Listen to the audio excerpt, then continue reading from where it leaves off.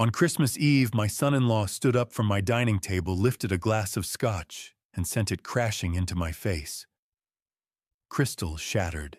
I felt something warm run down my collar as the room fell silent. My daughter didn't rush to help me. She looked straight at me and screamed, "You're being selfish, Dad." I didn't argue. I didn't defend myself. I drove alone to the emergency room, glanced at the red stain on my sleeve, and texted my lawyer 3 words. "It's time now." By midnight, the police arrived. They were terrified. "I'm truly grateful you're here with me today. Before we go any further, tell me, where are you watching from? Drop your city or country in the comments. And my dear viewers, can I ask you something personal? How old are you this year? I really want to know who's walking this journey with me. Also, a quick note. This story includes some fictional elements woven in for reflection and storytelling purposes. Any resemblance to real names or places is purely coincidental, but the message I'm sharing with you is very real. It was Christmas Eve, 2024, 7 o'clock. My dining room smelled like rosemary and roasted garlic, the kind of smell that makes a house feel like a home. The prime rib roast sat in the center of my oak table, surrounded by candlelight and my late wife's good china. Evelyn would have loved this. She always said Christmas wasn't about the gifts. It was about the people around your table. That's why I'd invited them. My daughter Melissa arrived first, her hand resting on her swollen belly 5 months along. She looked tired, dark circles under her eyes, hair pulled back in a messy ponytail. Nothing like the bright-eyed girl who used to bake cookies with her mother every December. "Hi, Dad," she said, not quite meeting my eyes. "Melissa." I hugged her carefully, mindful of the baby. "You look beautiful." She didn't smile. Trevor came in behind her, wearing a suit that probably cost more than my monthly electric bill. Charcoal gray, tailored Italian leather shoes. For a man who claimed he couldn't afford rent, he sure knew how to dress. He extended his hand like we were closing a business deal. "Oh, Philip, Merry Christmas." I shook it. His grip was weak. "Trevor, glad you could make it." Behind him came Donald and Kathleen Dalton, Trevor's parents. Donald had the kind of smile that didn't reach his eyes, the kind salesmen use when they're about to upsell you. Kathleen clutched her purse like someone might steal it, scanning my foyer with the calculating gaze of an appraiser. "Philip." Donald clapped me on the shoulder like we were old friends. "Beautiful home, really beautiful. Must be, what, 4,000 square feet? 5,800, I said evenly. Kathleen's eyes lit up. 5 bedrooms, 6. "Well," she said, glancing at Donald, "plenty of room for family?" I didn't respond to that. Instead, I gestured toward the dining room. "Dinner's ready. Let's eat." By 7:30, the tension was thick enough to cut with a carving knife. I'd carved the roast medium rare just the way Evelyn used to make it, and served everyone generous portions. Donald ate like a man who hadn't seen food in days. Kathleen kept complimenting the silverware, the chandelier, the charming vintage wallpaper. Trevor picked at his plate, checking his phone every few minutes. Melissa sat beside him, quiet. Too quiet. I set down my fork. "Trevor, I wanted to ask, how's the job search going?" The table went silent. Trevor looked up slowly, his jaw tight. "I'm working on it. It's been 14 months, I said. Not accusing, just stating a fact. You've been living here since January, rent-free. I was wondering if you'd had any leads. The market's tough right now." Trevor said, his voice smooth. Too smooth. "Crypto's been volatile. I'm waiting for the right opportunity." "Crypto," I repeated. "Right," Donald jumped in. "Trevor's a smart kid, Philip. He knows what he's doing. You can't rush these things." I turned to Donald. "And you, Kathleen. You mentioned on the phone you were looking for a place to stay." Kathleen's smile faltered. "Well, we thought since you have so much room." I appreciate the thought. I interrupted gently. But I'm not looking for more housemates right now. Melissa's fork clattered against her plate. Dad, they need help. Trevor's parents have been evicted. Have they? I looked at Donald. Evicted or just between homes? Donald's face darkened. We've had some bad luck, Philip. That's all. I'm bad luck, I echoed. I took a sip of water. Trevor, I'm going to be direct. You're 33 years old. You have a wife, a baby on the way. Don't you think it's time to start contributing? I am contributing, Trevor snapped. Just because I'm not punching a clock doesn't mean I'm not working. I'm working on what? On building a future. Something you wouldn't understand because you've been retired for 3 years. You don't know what it's like out there anymore. I didn't raise my voice. I never do. I know what it's like to support a family. I did it for 40 years. Melissa slammed her hands on the table. You're being selfish, Dad. Trevor is trying. Melissa, no. Her voice cracked. You sit here in your big house with your perfect life and you judge us. Trevor lost his job because of the economy. It's not his fault. I looked at her. Really looked at her. My little girl. The one who used to sit on my lap and ask me to explain how airplanes stayed in the sky. Now she was defending a man who hadn't contributed a dime to this household in over a year. I'm not judging, I said quietly. I'm asking for accountability. Trevor stood up his chair, scraping loudly against the floor. You know what? Maybe we should just leave. Come on, Melissa.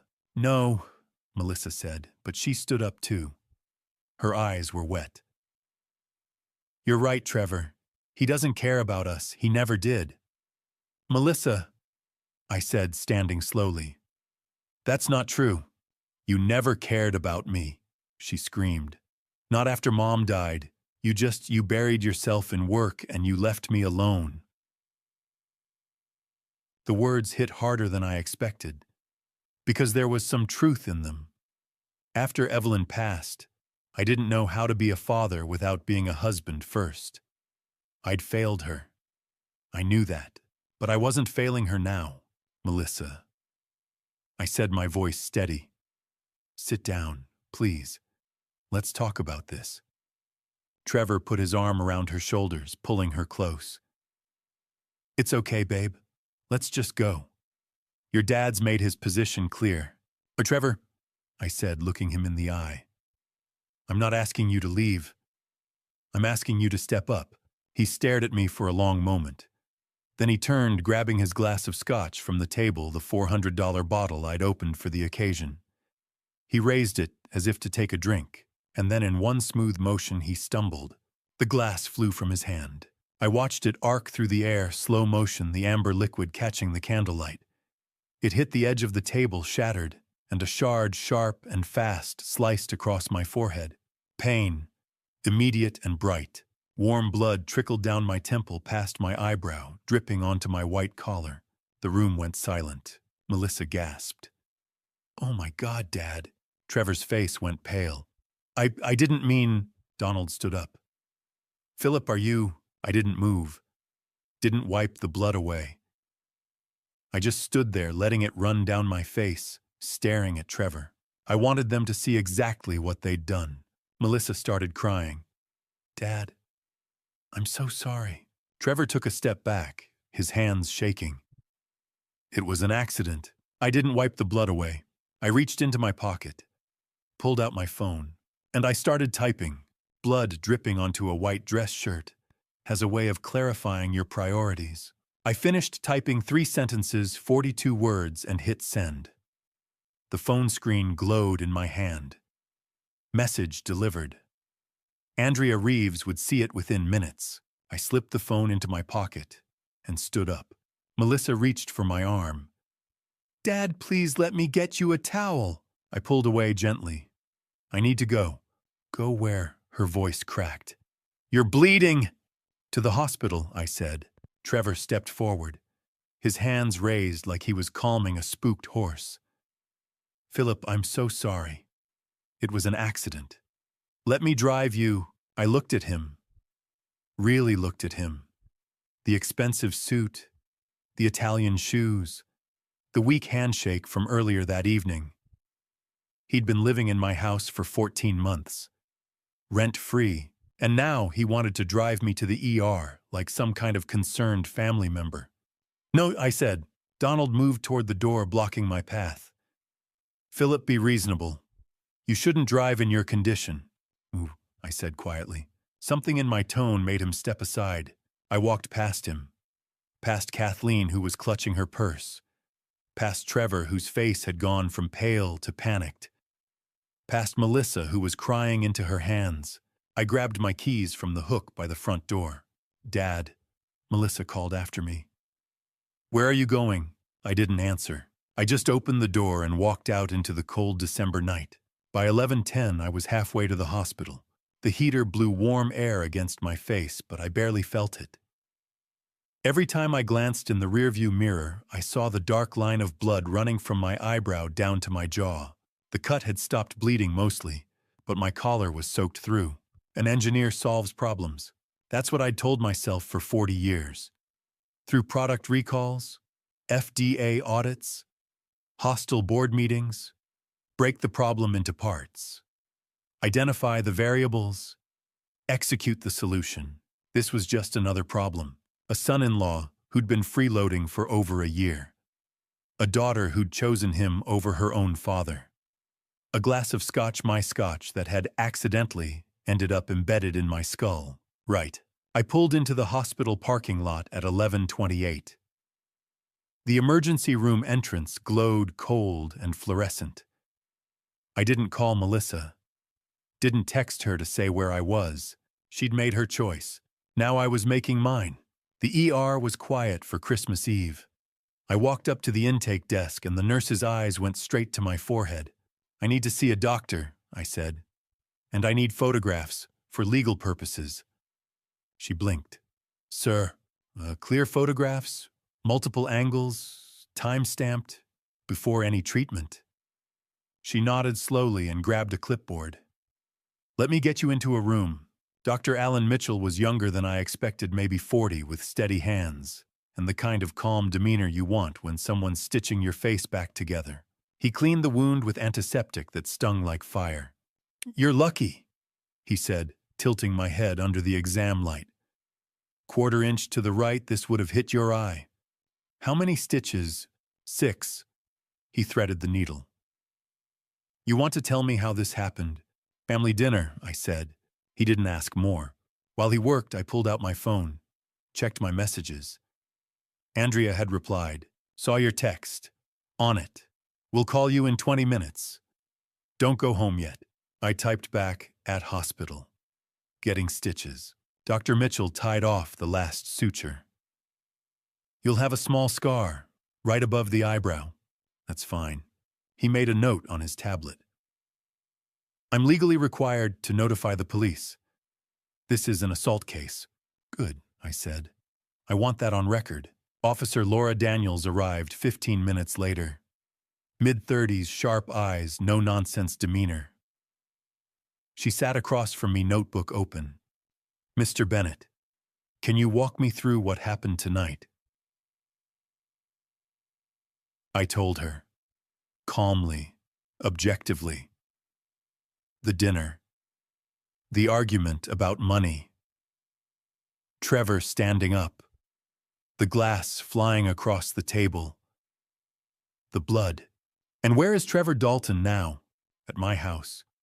With my daughter Melissa Bennett and his parents Donald and Kathleen Dalton. She wrote it down. "Are you planning to press charges?" "I want an emergency protection order," I said. "Tonight." Her pen paused. "Sir, those usually take a few days to process. My attorney is expediting it." I showed her Andrea's text. "I just need this documented, on the record." Officer Daniels studied me for a moment. Then she nodded. "I'll file the report." My phone buzzed. Andrea calling. Excuse me." I said to the officer and answered. Andrea. Philip. Her voice was clipped efficient. I talked to Judge Sterling. She's signing the EPO within the hour. It'll cover Trevor, Melissa, and Trevor's parents. They'll be barred from your property effective immediately. How soon can you have officers at my house? 1 hour, maybe less. Are you sure about this? It's Christmas Eve. I'm sure. Okay, I'll meet you there. And Philip, don't go inside alone. Wait for the police. Understood. I hung up and looked at Officer Daniels. The protection order will be ready within the hour. I'll need a police escort back to my residence. She raised an eyebrow. You work fast. I'm an engineer, I said. I don't leave problems unsolved. At 12:47 a.m., my phone buzzed with a PDF attachment. The emergency protection order. Legal language that boiled down to 4 words. Stay away from Philip Bennett, Trevor Dalton, Melissa Bennett, Donald Dalton, Kathleen Dalton, all of them, banned from my property. I forwarded it to Officer Daniels, who was waiting by her patrol car in the parking lot. She read it, then radioed for backup. Mr. Bennett, she said, you understand what this means. Your daughter is 5 months pregnant. You're evicting her on Christmas Eve. I thought about Melissa screaming that I'd never cared about her. I thought about Trevor's expensive suit and empty promises. I thought about 14 months of freeloading. Yes, I said. I understand. All right then, she opened her car door. Let's go. By 1 a.m. I was heading home with 2 police cars following behind me. The streets were empty. Christmas lights blinked in windows. Somewhere families were sleeping peacefully, dreaming of opening presents in the morning. I pulled into my driveway. Every light in my house was still on. I could see shadows moving inside. They had no idea what was about to happen. When Melissa opened the front door at 1:15 a.m., her face went from confusion to shock in less than 2 seconds. She'd heard the cars. Of course, she had 2 police cruisers don't exactly roll up quietly even on Christmas Eve. But seeing me standing there bandaged and flanked by Officer Laura Daniels and 2 uniformed officers was clearly not what she'd expected. Dad, her voice was small. What? Officer Daniels stepped forward, her badge catching the porch light. Ms. Bennett, I'm Officer Daniels with the county police. We need everyone in the residence to come to the front door, please. Behind Melissa, Trevor appeared, still wearing that expensive suit. His eyes went straight to the officers, then to me. What the hell is going on? Everyone out here. Officer Daniels said, her tone leaving no room for argument. Now. Donald and Kathleen emerged from the living room, still dressed. They'd been waiting up, probably discussing their next move. Donald's fake smile vanished the moment he saw the police. Philip, he started, what's this about? Officer Daniels held up a tablet. I have an emergency protection order signed by Judge Carolyn Sterling at 12:43 a.m. Trevor Dalton, Melissa Bennett, Donald Dalton, and Kathleen Dalton are hereby ordered to vacate this premises immediately and remain at least 500 feet away from Philip Bennett and his property for a period of 12 months. The silence that followed was deafening. Trevor's face went white. This is my home. Actually, I said quietly, it's not. Your name isn't on the deed. You can't do this. Trevor stepped forward, but the second officer, a tall man with linebacker shoulders, moved between us. The officer said, step back. Melissa grabbed Trevor's arm. Trevor, don't. Then she turned to me, tears already streaming down her face. Dad, please. I'm pregnant. Where are we supposed to go? I looked at my daughter. 5 months pregnant. Dark circles under her eyes. Defending a man who'd been using her as a meal ticket. You chose him over your family, I said. You made your choice. I didn't choose. Her voice broke. I didn't choose anyone, I just wanted. You wanted me to let him freeload indefinitely, I interrupted.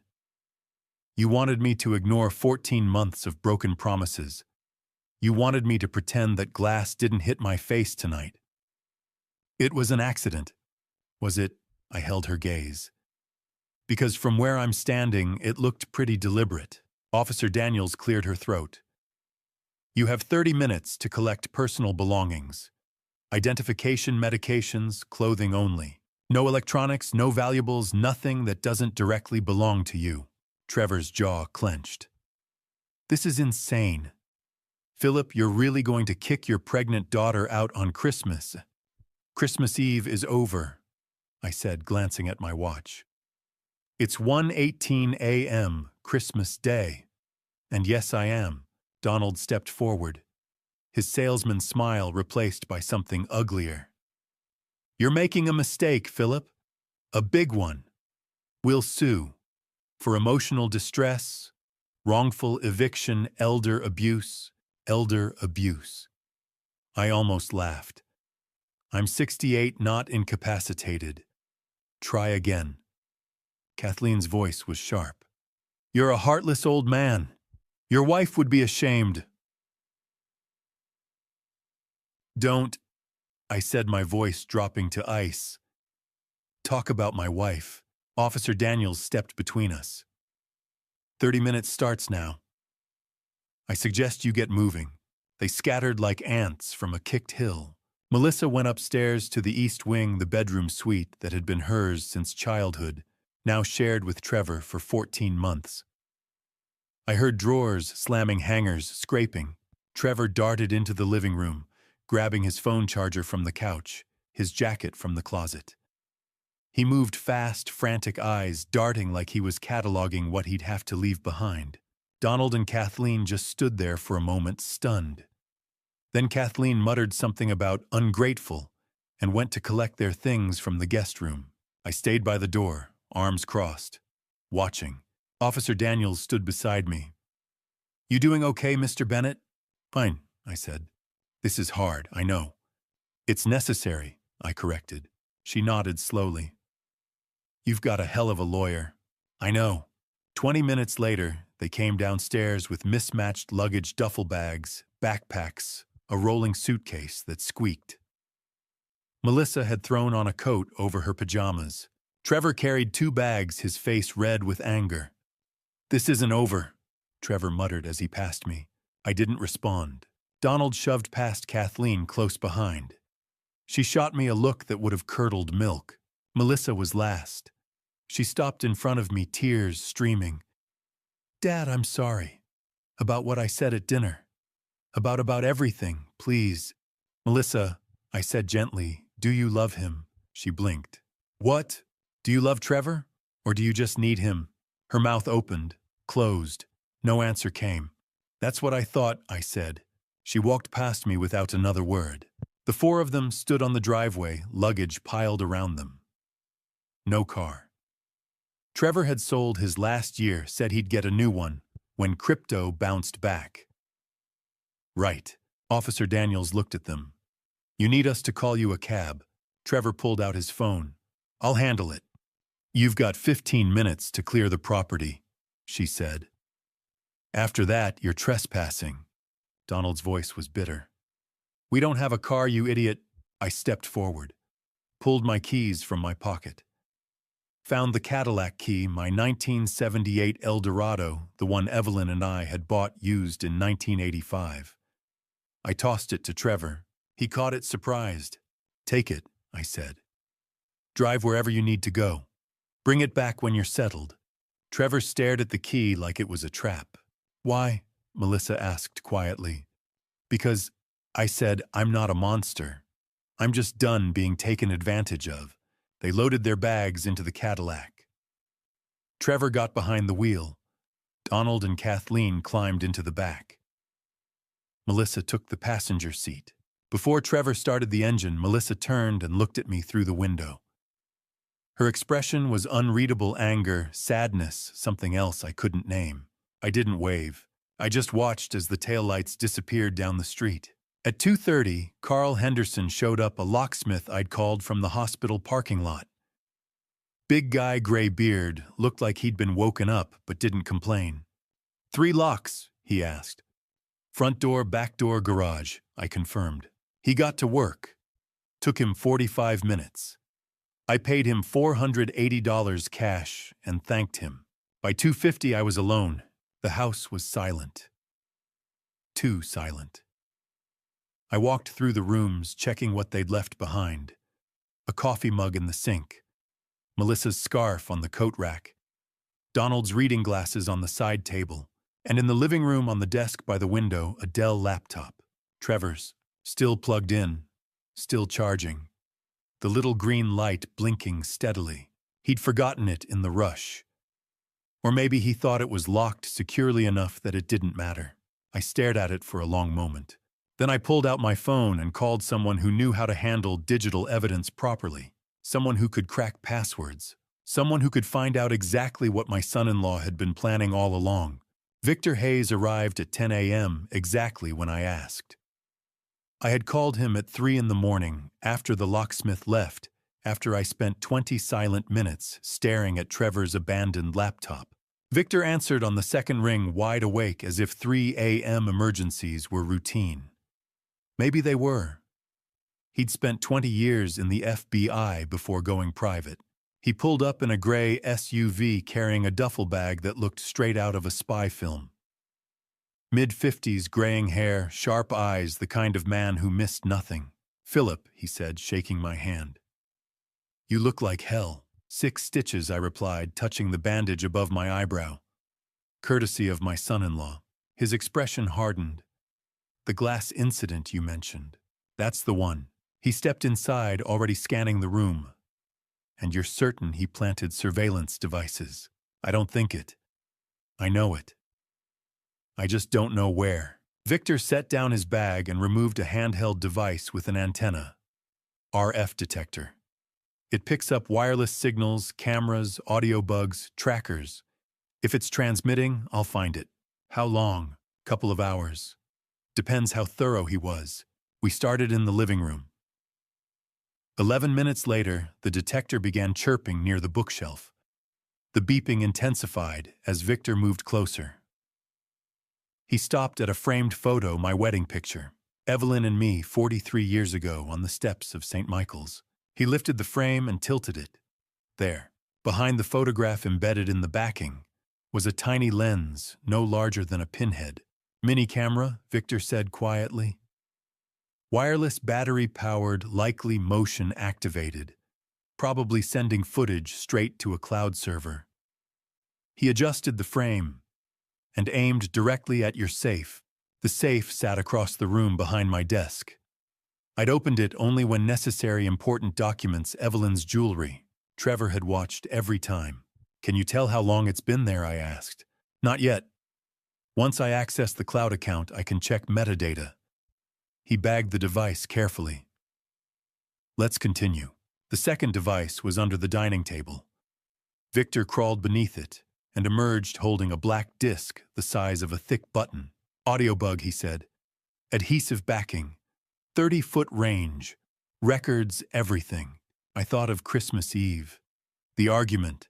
The glass shattering. Every word captured. After another hour, he found the third device, a USB keylogger plugged into the back of my office computer. "Records every keystroke," Victor explained. "Passwords, emails, bank logins." "How long?" "Judging by the dust pattern, months." My fists clenched. Trevor and Melissa had lived here 14 months. 14 months of spying. "Can you trace where the data's going?" "Already working on it." By 1 p.m., Victor had answers. On his own laptop, he displayed lines of code. All 3 devices transmit to the same cloud server. Account registered to... He scrolled. Trevor Dalton 1991 at gmail.com. He used his real email. I almost laughed. "Arrogance," Victor said. "He assumed you'd never discover it." He accessed the folders. "I can view the footage. But this technically crosses legal lines. If you want to use it in court, I'll deal with that later. I need to know what he saw." Victor hesitated, then nodded. "All right, but prepare yourself." The next afternoon, in Victor's small downtown office above a Korean restaurant, he began showing me what he'd extracted. First clip, March 15th, 2024. 3 months after Trevor moved in. The camera showed me opening the safe, entering the combination 04-17-56. Evelyn's birthday. In the doorway stood Trevor, partially hidden, watching. He recorded you multiple times, Victor said. Different dates. He knows the combination. What else? Next clip, the garage. Trevor alone moving among my 4 classic Corvettes worth over $700,000 combined. He photographed VIN numbers, interiors, keys. He was cataloging assets, Victor said. Possibly for insurance fraud. Keep going. The third file was audio. November 8th, 2024. Trevor and his father, Donald. Donald. So what's the long game? Trevor. We wait. He's 68. Actuarial tables give him 12, maybe 15 years. Donald, long time to pretend. Trevor, not if we speed it up. Donald laughed uneasily. You're not serious. Trevor. If something happens, accident, heart attack. Melissa inherits everything. And Melissa listens to me. Donald, no other heirs. Trevor, known. Once she controls the estate, we're set. A pause. Donald, you're cold. I'm proud. The recording ended. I stared at the screen, my hands shaking, not with fear, but rage. How long, I asked. Victor checked the data. First upload was January 7th, 2024. 14 months. They had planned this from the day they moved in. Victor closed the laptop. This is conspiracy to commit fraud at minimum, possibly more. You could go to the police. I will, not yet. Why? I stood and reached for my coat. Trevor left his laptop behind. I want everything. You think there's more. He's too arrogant to stop at 3 devices. Victor studied me. You're building a case. Exactly. Remember, illegally obtained evidence won't stand in court.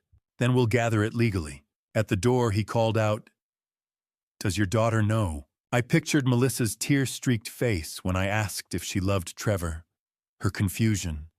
Her desperation. No, I said softly. She doesn't. You'll tell her, when she's ready. That night, alone in my silent study, I stared at Trevor's laptop glowing on my desk. 14 months of my life recorded, analyzed, reduced to data. They believed they were clever, untouchable. But they made one fatal mistake. They left the evidence behind. And I intended to use every single piece of it. 2 days later, Andrea walked into my study carrying a folder thick enough to bury a man. She sat across from me and dropped the folder on my desk with a heavy thud. 3 inches thick. Rubber banded. She pulled the band off slowly. I've been digging into Trevor's finances, she said. And Donald and Kathleen's backgrounds. Philip, it's worse than we thought. Show me.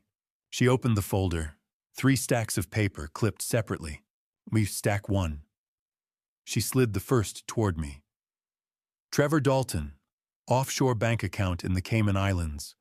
Opened April 2023, 1 month before he met Melissa. I scanned the page. Balance $127,438. Where'd he get this? Andrea slid over the second stack. Donald, offshore account in the Bahamas. 89,000. Third stack. Insurance claims. 4 separate fraud cases over 6 years. Different states. Same pattern. I picked it up, printouts from an insurance fraud database. Donald's name, Kathleen's. Aliases I didn't recognize. Trevor never traded crypto, Andrea said.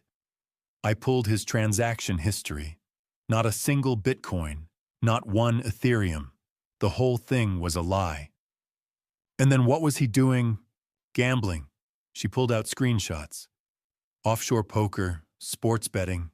He lost $340,000 in 18 months. $340,000. Gone. While living in my house. And his parents. Career criminals, she said flatly. They've been running the same scam for over a decade. Target elderly widowers, men who've lost their wives recently, have assets, are vulnerable. They get into the house through family. Live there for months. Gather information. bank accounts, safe combos, asset locations, then rob them and disappear. How many victims? 6 states. Florida, Texas, Arizona, Nevada, Oregon, Washington. We estimate over 2 million stolen. Most victims never reported it, too embarrassed. 2 million. From men like me. But here's the smoking gun. Andrea pulled out one more document. Insurance claim filed October 2024, 2 months ago. Trevor reported stolen vintage Rolex watches, claimed they were taken from a storage unit. She slid it across. Claim number 8473929. Value $480,000. Status paid in full. $480,000, I said slowly. For watches. For watches he never owned. She showed me photos attached to the claim. My breath stopped. Not watches. Cars. My 4 vintage Corvettes photographed from every angle. VIN numbers visible. The same photos Trevor had taken, the ones Victor found on surveillance footage. He filed a claim for my cars. Andrea nodded. Reported them as his. Said they were stolen from a Tacoma storage facility. Forged rental agreements, ownership papers, insurance never verified, just paid out. When? November 12th. She showed me the bank statement, a wire transfer. $480,000. Same day, Trevor had offered to take Melissa to her ultrasound. Same day, I'd told him I was proud of him for getting serious about work. I'd said that to his face. He gambled most of it away? Andrea continued. $200,000 on poker, $50,000 on sports betting. The rest is in that Cayman account now. Does Melissa know? I don't think so. Separate accounts, offshore transfers, burner phones for gambling. She probably still thinks he's trading crypto. My phone rang. Victor. I put him on speaker. Victor, Andrea's here. Good. I found something. Donald and Kathleen Dalton aren't their real names. Andrea and I exchanged a look. Real names: Donald Eugene Crawford and Kathleen Marie Crawford. Both have active warrants in 4 states. Fraud, identity theft, forgery. Donald's got a federal warrant, wire fraud in Texas, $200,000, 2018. They've been using fake social security numbers since 2015. Federal fugitives, I said. Correct. FBI's been looking for them 6 years. Andrea leaned forward. Victor, send me everything. We need it for tomorrow's hearing. Already emailed you, but there's one more thing. The laptop. I looked at Trevor's laptop still on my desk. Password protected. Untouched for 5 days. I can crack it, Victor said. But it'll take a day, maybe 2. And once we're in, it's evidence. We need legal clearance first. I'm filing a motion for digital seizure tonight, Andrea said. Judge Sterling will sign it tomorrow morning. Then tomorrow afternoon I'll crack it, Victor said. And we'll see what he's been planning. After Victor hung up, Andrea gathered her papers. Hearing's at 9 a.m. Be there at 8:30. Bring your ER records, protection order, locksmith receipts. Everything. I will. She paused at the door. Philip, tomorrow the judge will see all of this. Offshore accounts, insurance fraud, fake IDs, FBI warrants. It's airtight. Good. One more thing. She hesitated. Your daughter. She's going to be in that courtroom. When she hears what Trevor did, the gambling, the fraud, the plan to rob you, it's going to destroy her. I thought about Melissa, 5 months pregnant, defending a man who'd been using her as a pawn. She needs to know the truth, I said quietly. I know, just be ready. She might not believe it at first. She will, I said, eventually. After Andrea left, I sat alone with the folder. $480,000. My cars. My safe combination. 14 months of surveillance. They'd thought they were clever, but they'd left evidence. Bank records, insurance claims, A laptop full of secrets. Tomorrow a judge would see it all, and the day after Victor would crack that laptop. And then we'd know exactly what Trevor Dalton had been planning all along. The courthouse smelled of old wood and burnt institutional coffee. I had stood in this building once before 40 years ago to file my business incorporation papers when the floors were polished and didn't creak with every step. Now at 8:30 on a bitter December morning, I sat on a hard wooden bench outside courtroom 3B, waiting to hear my name. Andrea sat beside me reviewing her notes for the last time. Her briefcase bulged with documents, medical records, bank statements, surveillance footage, insurance claims, everything we needed. "You ready?" she asked quietly. I touched the bandage above my eyebrow. 6 days old. The stitches would come out next week. The scar would not. "I'm ready." At 9 sharp, the bailiff opened the doors. Bennett versus Dalton. Protection order hearing. We stood and walked inside. The courtroom was smaller than I imagined. 20 benches, fluorescent lights humming overhead, an American flag standing rigid in the corner. Judge Carolyn Sterling sat at the bench, late 50s. Gray hair pulled tight glasses low on her nose. She looked like someone who had little patience for nonsense. Across the aisle sat Trevor and Melissa. Trevor wore a navy suit that didn't quite fit the fabric, cheap and stiff. His face was pale, jaw clenched. Melissa sat beside him in a maternity dress, hands folded protectively over her swollen belly. Dark circles shadowed her eyes. She looked exhausted. Behind them, 2 empty seats. Donald and Kathleen had stayed away, smart enough not to show. Trevor's attorney, Rachel Winters, court-appointed mid-30s blonde, carrying a thin folder, looked overwhelmed. Judge Sterling glanced up. Mr. Bennett approached with counsel. Andrea and I stepped forward. Trevor and Rachel took their place opposite us. "This is a hearing regarding Emergency Protection Order number 74,921, Judge Sterling began. Filed December 24, 2024, by Philip Bennett against Trevor Dalton, Melissa Bennett, Donald Dalton, and Kathleen Dalton. The order was granted on an emergency basis and expires today unless extended. Ms. Reeves." "Yes, Your Honor." "Ms. Winters." "Yes, Your Honor." Judge Sterling fixed Trevor with a steady look. "Mr. Dalton, you understand these proceedings?" "Yes, Your Honor." "Sit." She turned to Rachel. "Your client is accused of assault. Does he wish to speak?" Rachel stood. "Your Honor, my client denies intentional harm. What occurred on Christmas Eve was an accident. Additionally, Mr. Bennett's decision to evict a pregnant woman without notice could constitute elder abuse and financial coercion." I kept my face still. "Elder abuse." Judge Sterling's eyebrow lifted slightly. "Mr. Bennett is the plaintiff." Rachel pressed on. "My clients had lived in Mr. Bennett's home for 14 months. They had no alternative housing. Evicting them on Christmas Eve knowing Melissa is 5 months pregnant was reckless." "Ms. Reeves," the judge asked. Andrea stood calm and precise. "Your Honor, I submit emergency room records from December 24th. Mr. Bennett sustained a laceration requiring 6 stitches. The attending physician, Dr. Alan Mitchell, documented blunt force trauma consistent with a thrown glass. The bailiff delivered the papers to the bench. I also submit photographic evidence." Andrea held up an 8x10 image me in the ER, blood running down my face, shirt soaked red.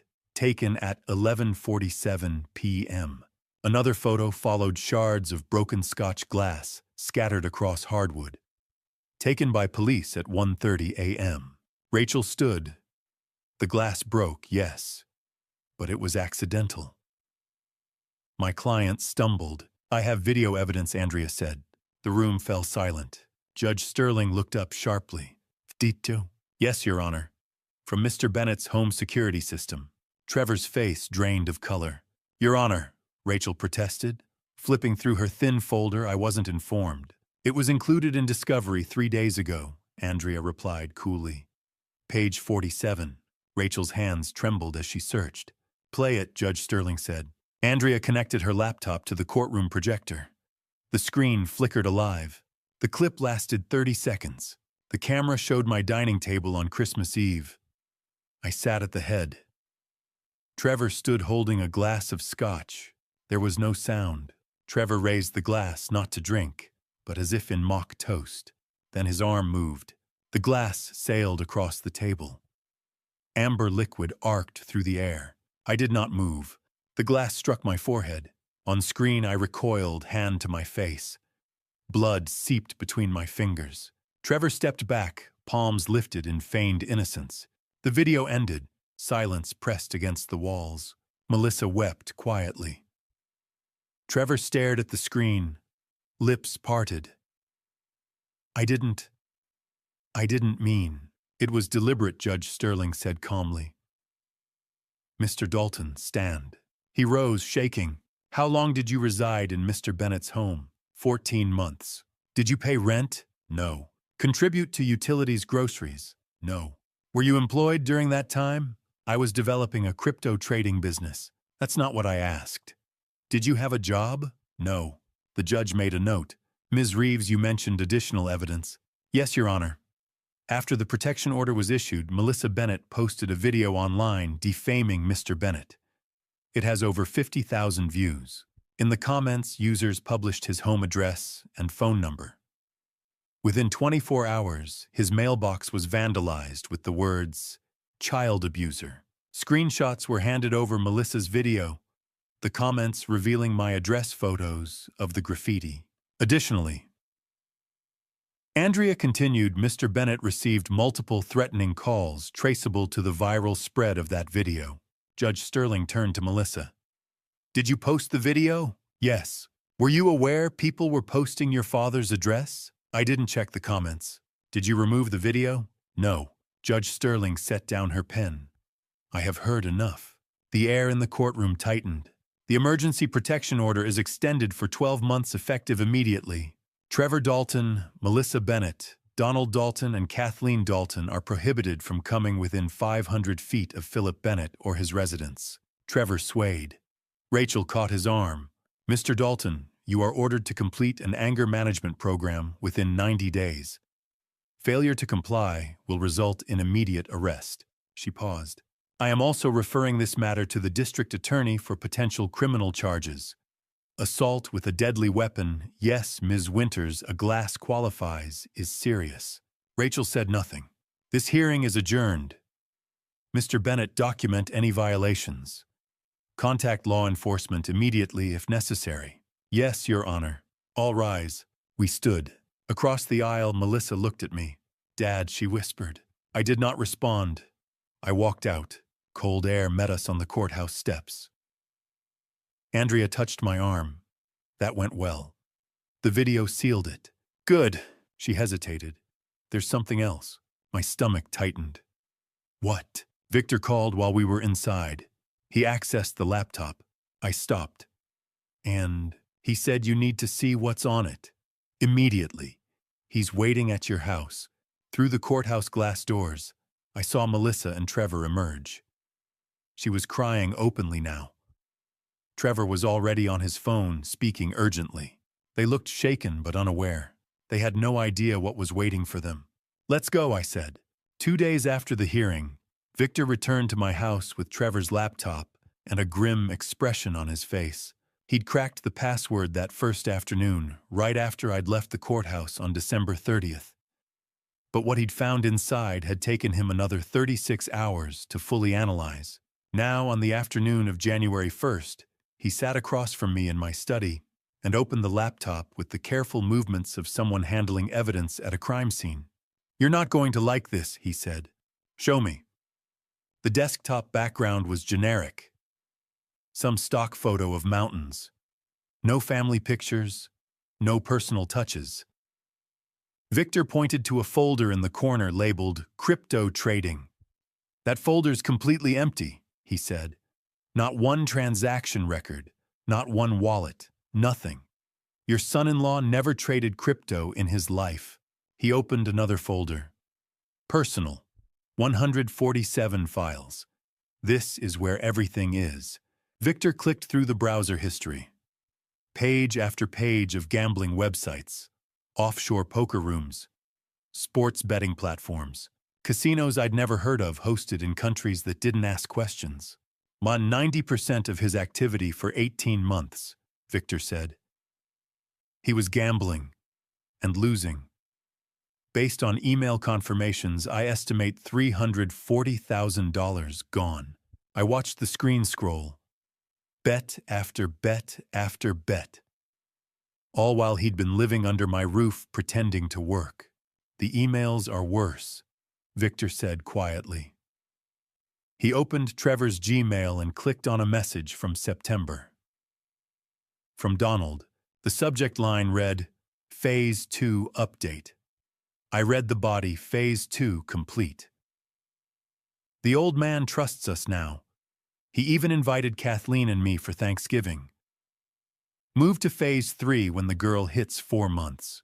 We need her pregnant and dependent before we escalate. My hands gripped the armrests of my chair. Victor opened the next email. November from an insurance company. Subject, claim approval. The body was short and businesslike.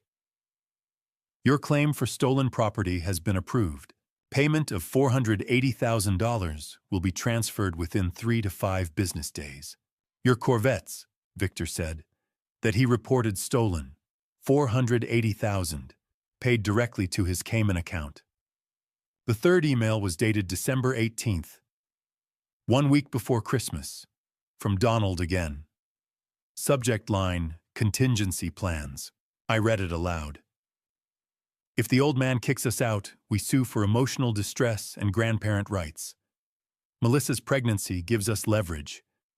If he keeps us in the house, we wait. Either way, we win. Stay calm, don't get sloppy. Victor closed the email. They had a plan for every scenario. Get kicked out, sue.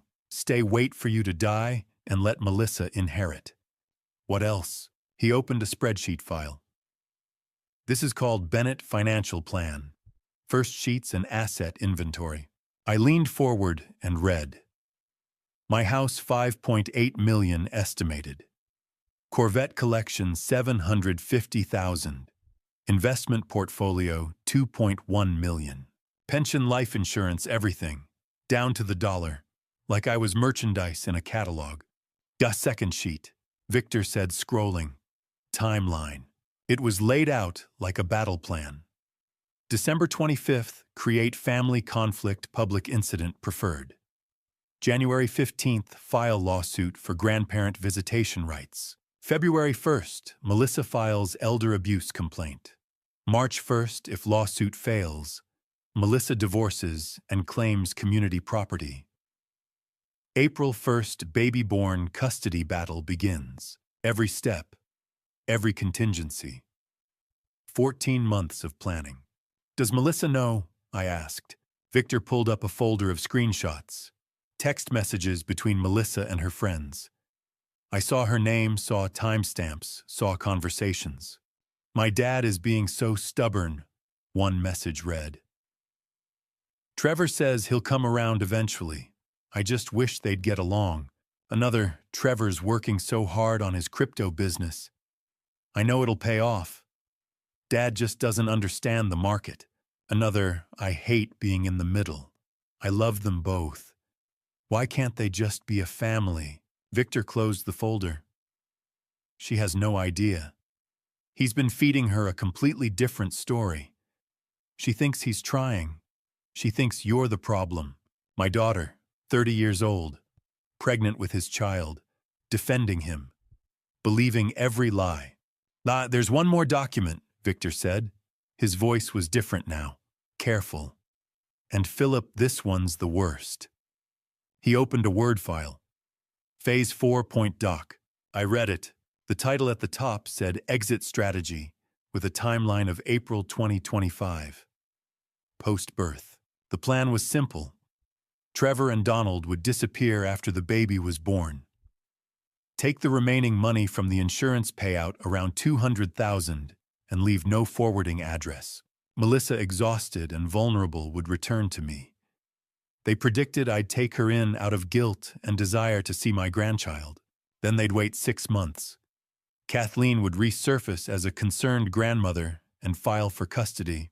The document listed her arguments: Melissa's mental instability, my age, being too old to care for an infant, unsafe living environment based on the Christmas eviction. If custody was granted, they'd get $2,000 a month in child support from me, plus eventual access to inheritance through the grandchild. If custody was denied, they'd threaten to take the child out of state and negotiate a settlement. I stared at the screen, at the words, at the cold calculation of it all. My daughter wasn't his wife. She was his mark, a tool to access my money. And after she gave birth, after she'd served her purpose, he was going to abandon her and steal our grandchild. Philip, Victor said carefully. What do you want to do? I closed the laptop. Can you make copies? Everything. Stay already done. 3 drives. 1 for you, 1 for Andrea, 1 for police. Call Andrea. We meet tomorrow morning. What are you thinking? I stood and walked to the window. Outside, January sun was setting over snow-covered lawns. Cold. Quiet. I'm thinking my daughter needs to know the truth, I said. Before it's too late, Victor packed up the laptop. If you show her phase 4, the plan to abandon her, it'll destroy her. She might not believe you. She's 5 months pregnant and emotionally invested. I know. I turned from the window. But she deserves to know, before he takes everything from her. After Victor left, I sat alone in the silence. Melissa was out there in some motel room thinking I was the villain. She had no idea Trevor had planned this from the first date. The proposal, the wedding, moving into my house, getting her pregnant. All calculated, all premeditated, and in 3 months he was going to leave her, unless I stopped him first. 3 days had passed since Victor showed me what was on Trevor's laptop. 3 days of sitting in my study staring at spreadsheets and documents outlining a future so cold it barely felt human. Phase 4, abandon Melissa. Take the baby. Disappear. I couldn't tell her. Not yet. She still believed Trevor loved her. If I showed her the plan now, she'd think I forged it. So instead, I watched. I waited. I gathered proof. On the evening of January 4th, I got into my Cadillac and drove to the address Melissa had revealed in her viral video, the motel she'd filmed from, while calling me heartless. It sat just off the highway 20 minutes from my house. I pulled in at 6 o'clock. The sky was already dark.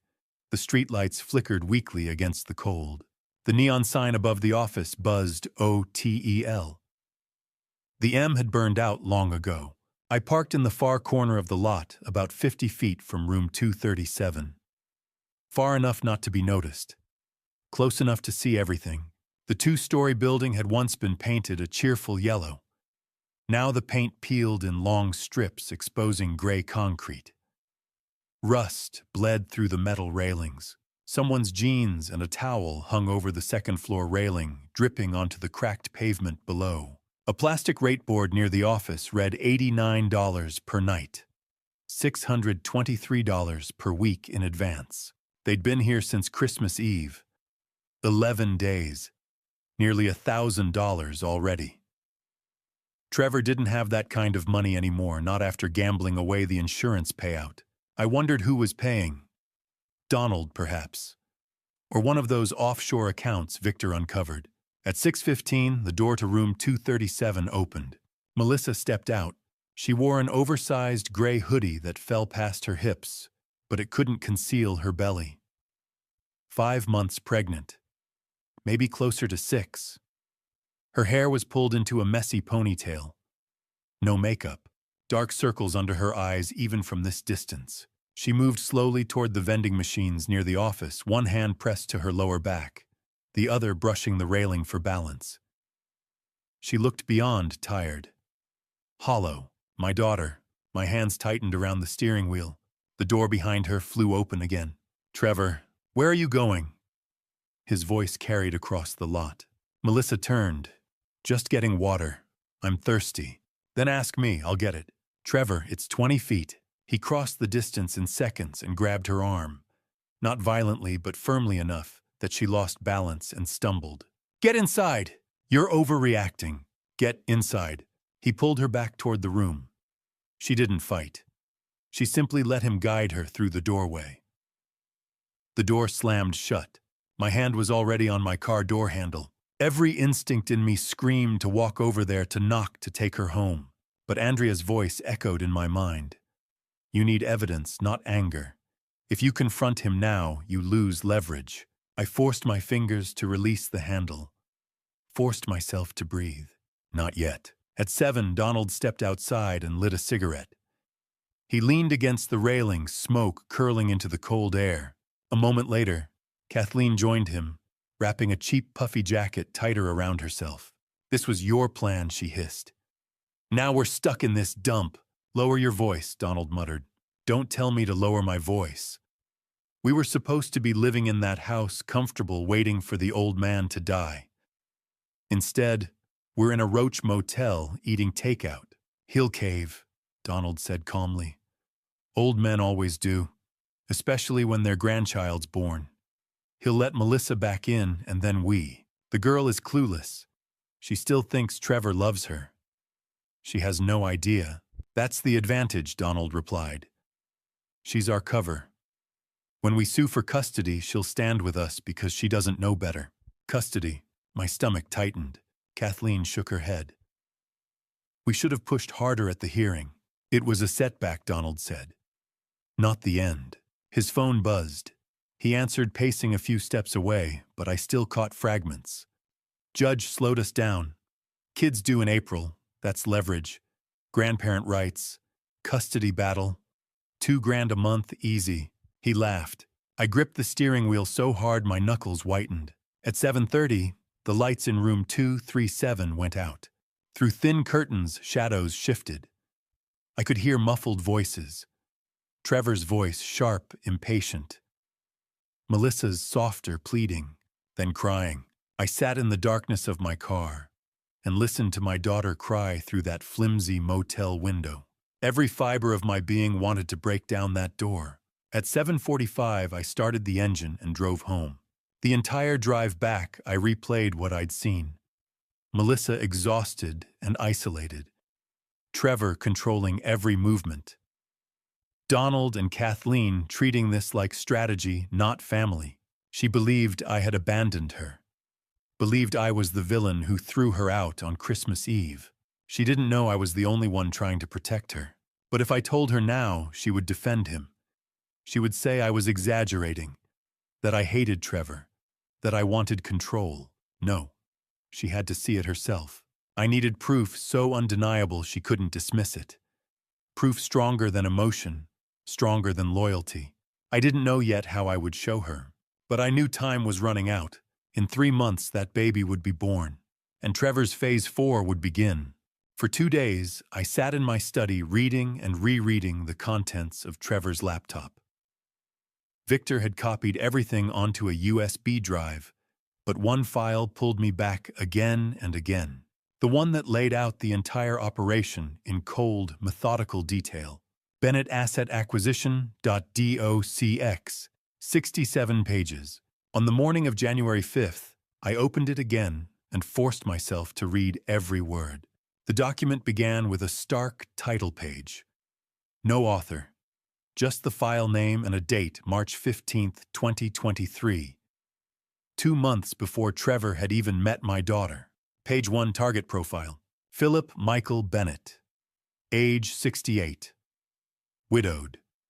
Spouse Evelyn Bennett, deceased October 2021.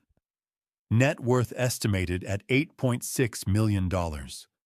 Primary residence valued at $5.8 million.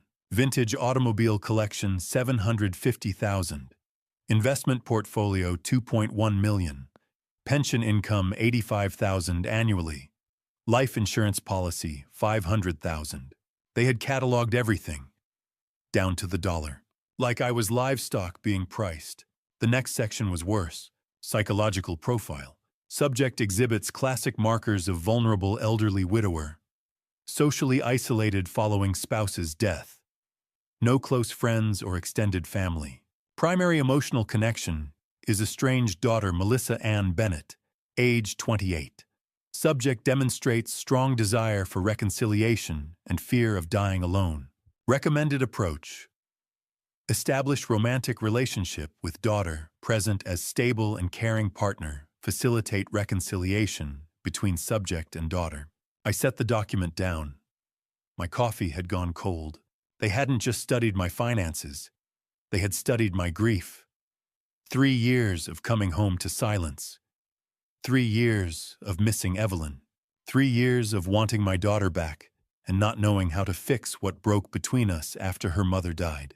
They saw vulnerability and built a business plan around it. Pages 16 through 30 were labeled Phase 1 Infiltration. The timeline read like a military operation. April 2023. Initial contact via dating application. Daughter matched with operative Trevor. First date April 12th. Relationship accelerated using standard bonding techniques. August 2023. Engagement after 4 months. August 24th. Operative introduced to Philip Bennett. Presented as financially stable crypto trader. Demonstrated respect and deference. December 2023 marriage ceremony. Reception funded by subject $14,000. Trust baseline established. January 2024. Move in under pretense of saving for down payment. Surveillance equipment installed within 48 hours. Monitoring initiated immediately. January 7th. I remembered that day. Boxes stacked in the east wing. Me carrying a dresser upstairs, joking about finally having family in the house again. And while I was laughing, he was installing cameras. Pages 31 through 45, Phase 2, Dependency. February 2024. Operative quits employment. Cover story downsizing. Subject offers continued housing support. March 2024. Donald and Kathleen introduced under eviction emergency narrative. Subject invites temporary stay. Extended surveillance network established. April through December 2024. Financial dependency deepened. Operative makes no effort to secure employment. Subject funds all household expenses. Daughter conditioned to defend operative. Emotional wedge between subject and daughter widened systematically. Every conversation about job hunting. Every grocery bill for 5 instead of 1. Every argument where Melissa defended him. Scripted, engineered. Phase 3 began on page 46. Pregnancy timeline critical element. Subject's daughter must conceive no later than December 2024. Pregnancy provides emotional leverage through subject's desire for grandchild. Legal leverage via visitation rights and custody claims. Dependency amplified as pregnant daughter less likely to leave operative. Insurance against premature discovery. Target conception window, July to August 2024. Confirmed pregnancy September 2024. Due date April 2025. They had planned my grandchild. Timed it. Scheduled it. The contingency section made my stomach turn. Scenario A, subject evicts operative. Response file claims for emotional distress. Elder abuse, grandparent visitation rights. Leverage pregnancy for public sympathy. Damage subject's reputation. Settlement likely. Scenario B, subject allows continued residence. Response maintains surveillance, await natural death. Actuarial tables estimate 12 to 15 years. Daughter inherits estate. Operative controls daughter, thus controls inheritance. I felt physically ill. Then came Phase 4 exit strategy post-birth. April 2025. Child born. Operative and Donald disappear with remaining funds estimated $200,000 from insurance payout. No forwarding address. Daughter exhausted and abandoned returns to subject with newborn. Probability 95%. October 2025. Kathleen resurfaces as concerned grandmother.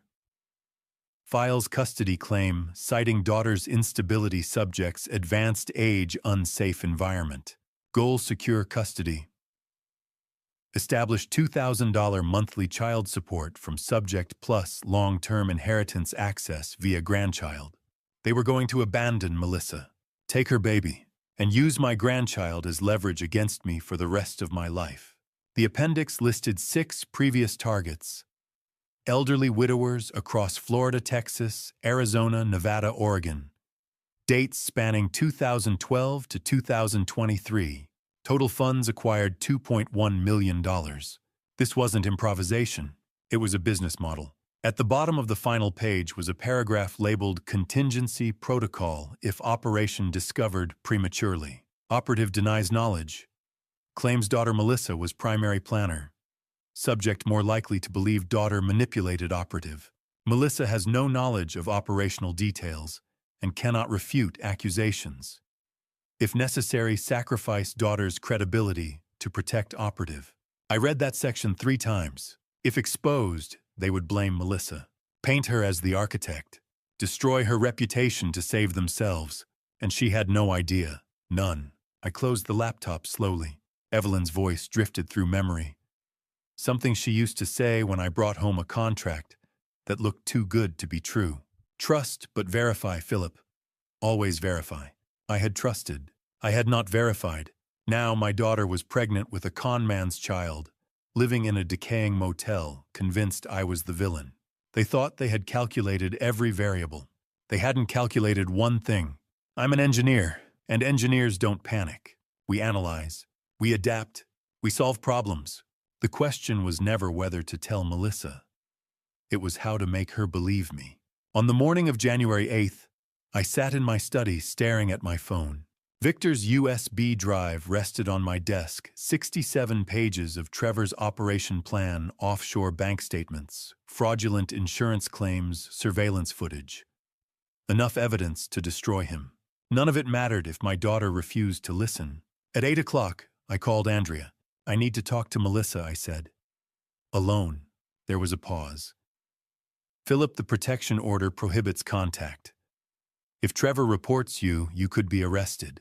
What if she contacts me first? Another pause. Longer. If she initiates contact, then it's legal. But how do you plan to get her to reach out? That was the problem. I couldn't call her. Trevor controlled her phone. I'd seen him snatch it from her hand at the motel. I couldn't go to the motel without violating the order. Social media was out of the question. He likely monitored her accounts. There had to be another way. At 10, something clicked. Before Trevor, Melissa had an old Gmail account she used in high school and college. melissa.bennett.1994@gmail.com.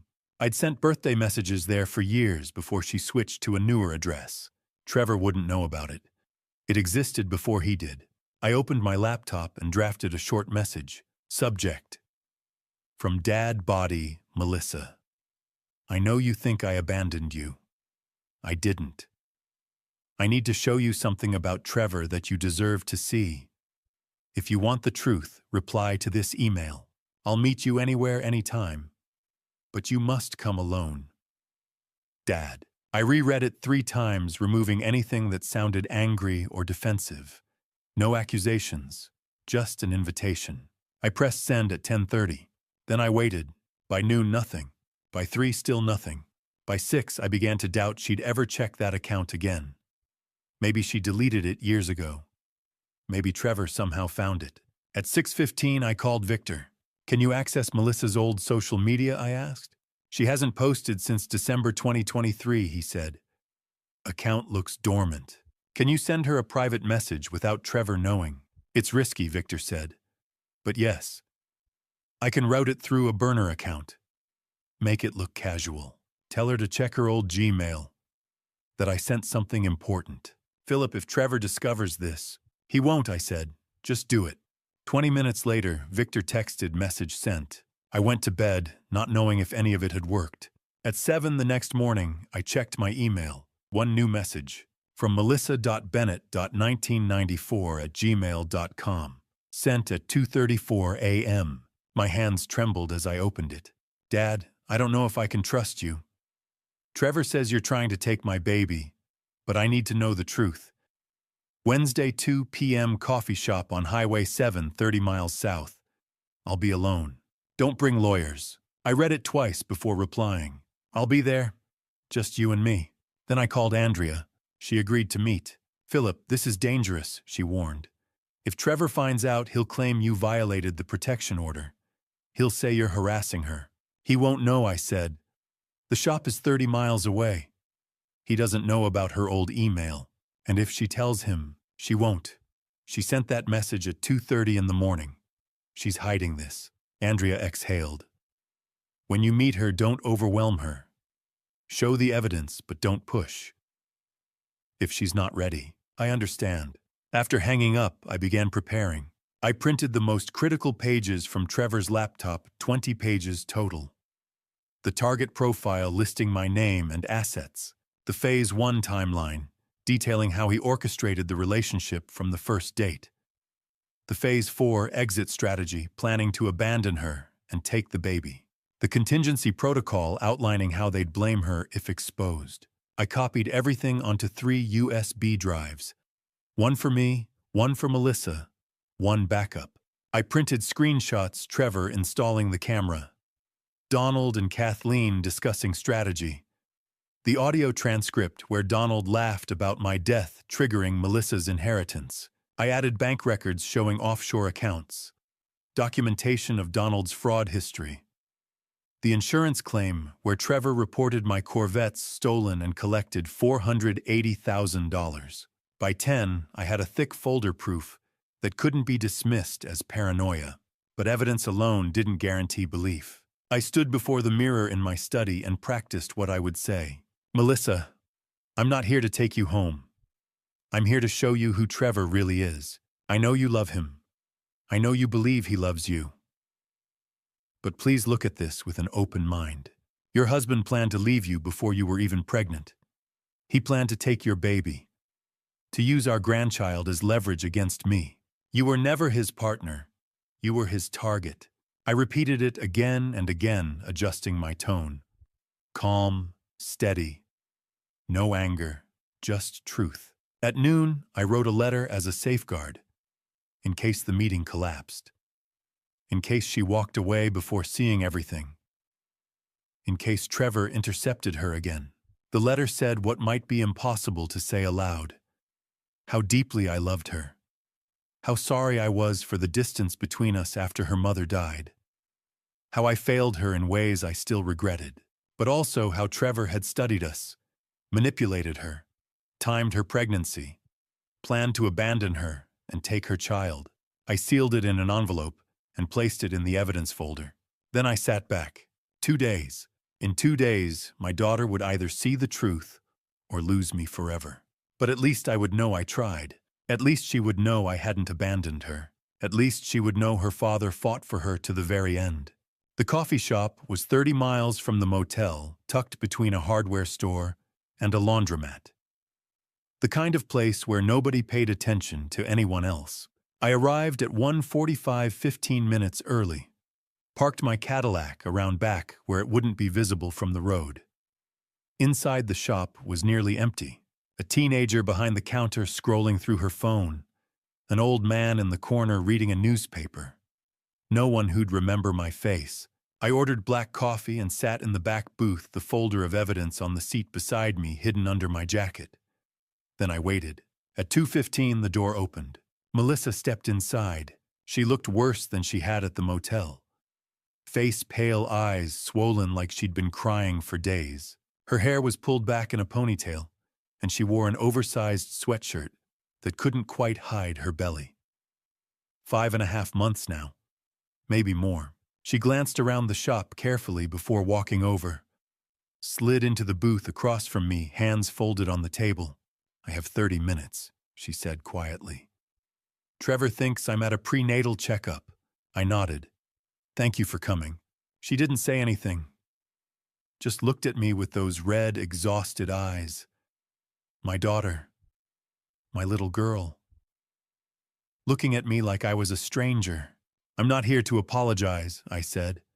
I'm here to show you something. I pulled out the laptop and turned it toward her. Opened the file. Bennett Asset Acquisition.docs. Watched her face as she read the first page. Target profile. Philip Michael Bennett. Net worth $8.6 million. Psychological profile, lonely, vulnerable desire for family reconciliation. Her face went white. This has to be fake, she whispered. It's from Trevor's laptop, I said. The one he left behind. That you broke into his. He left it in my house, I interrupted. When you were evicted. It's been sitting on my desk for 2 weeks. She stared at the screen. I clicked to the next page. Phase 1 Infiltration. April 2023 Initial contact via dating application. The timeline of their entire relationship laid out like a business plan. He didn't meet you by accident, I said quietly. He targeted you. Because you were my daughter. Her hands started shaking. I clicked to the emails. The one from Donald. Phase 2 complete. The old man trusts us now. Move to Phase 3 when the girl hits 4 months. We need her pregnant and dependent before we escalate. Melissa read it, then read it again. Her lips moved silently, forming the words. The baby, she whispered. They planned this. I nodded. She covered her mouth with her hand. Tears spilled down her cheeks. I thought he loved me, she said, her voice breaking. I thought we were building a life together. I thought, they're using you to get to me, I said. And when they're done, they're going to leave you with nothing. I clicked to Phase 4. The exit strategy. Showed her the part where Trevor and Donald would disappear after the baby was born. Showed her the custody plan. Showed her the contingency protocol where they'd blame her if they got caught. She read every word, silent tears streaming down her face. When she finished, she looked up at me. Why didn't you tell me sooner? Her voice was small, broken. Would you have believed me? I asked. On Christmas Eve, when Trevor threw that glass. If I'd told you then that he was using you, would you have listened? She was quiet for a long moment. Then she shook her head. Oh, no, she whispered. I would have thought you were lying. I would have defended him. I know, I said. That's why I waited. I needed proof. I needed evidence you couldn't deny. She wiped her eyes with the back of her hand.